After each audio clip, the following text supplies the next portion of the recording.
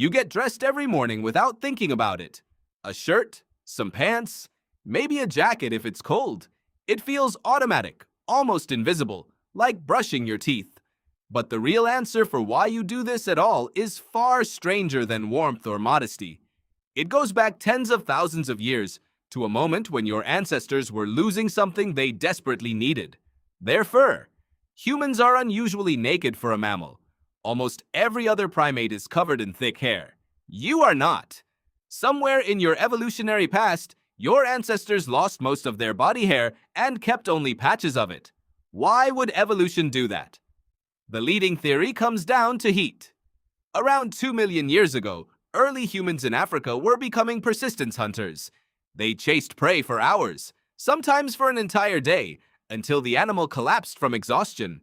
This required an incredible cooling system. Thick fur traps heat. Bare skin with sweat glands releases it. So bodies that could sweat freely and cool quickly had an advantage.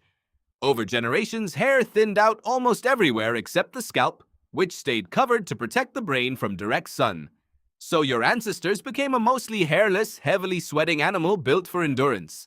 That solved one problem. It created another.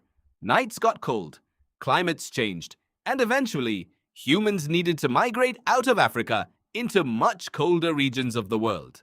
This is where clothing enters the story, and the timeline is more surprising than you might expect. Anthropologist Ian Gilligan has argued that clothing wasn't invented for modesty at all. It was a technology developed out of pure necessity to survive cold climates. Early clothing wasn't fashion. It was survival equipment, no different from a spear or a fire. But how do scientists even know when clothing began? Humans didn't leave behind ancient shirts. Fabric rots. Skins decay. There's almost nothing left to dig up. The answer came from an unlikely source. Lice. Yes, lice.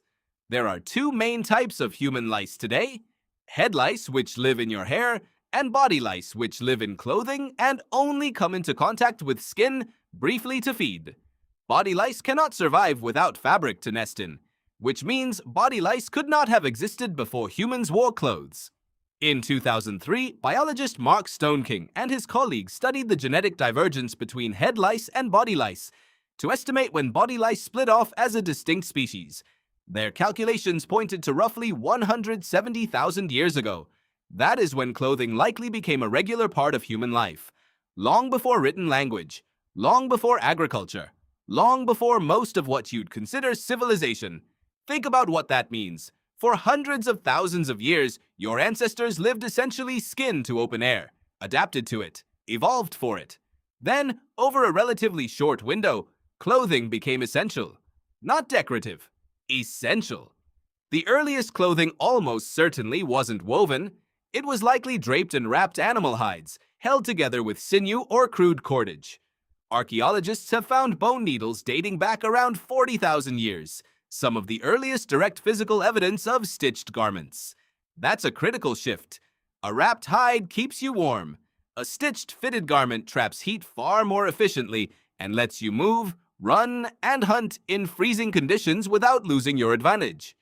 This single technology may have made a big difference in one of the most debated questions in human history. Why did Homo sapiens survive while Neanderthals, who had lived successfully in cold Europe for far longer, eventually went extinct? Some researchers, including anthropologists studying Ice Age Europe, have pointed to clothing sophistication as one possible factor. Neanderthals appear to have used simpler draped hides. Homo sapiens developed fitted, layered, sewn clothing. In a world where a few degrees of body heat determined survival, that difference might have mattered more than anyone once assumed. So clothing wasn't born from shame or style. It was born from a hairless, sweaty, endurance hunting animal that outran its prey, but froze in the cold nights that followed. It was a direct response to a problem your own biology created. And this still shapes you today, in ways you rarely notice. You don't just wear clothes to survive winter anymore. You use them to signal status, identity, belonging, mood. You choose an outfit before a job interview the same way an ancestor once chose a hide, thinking not just about warmth, but about what it says to the group around you. Tonight, when you pull on a jacket without a second thought, You're repeating an act that stretches back 170,000 years? Not fashion, not vanity, survival, quietly folded into a habit you never questioned. Don't forget to subscribe and give it a thumbs up.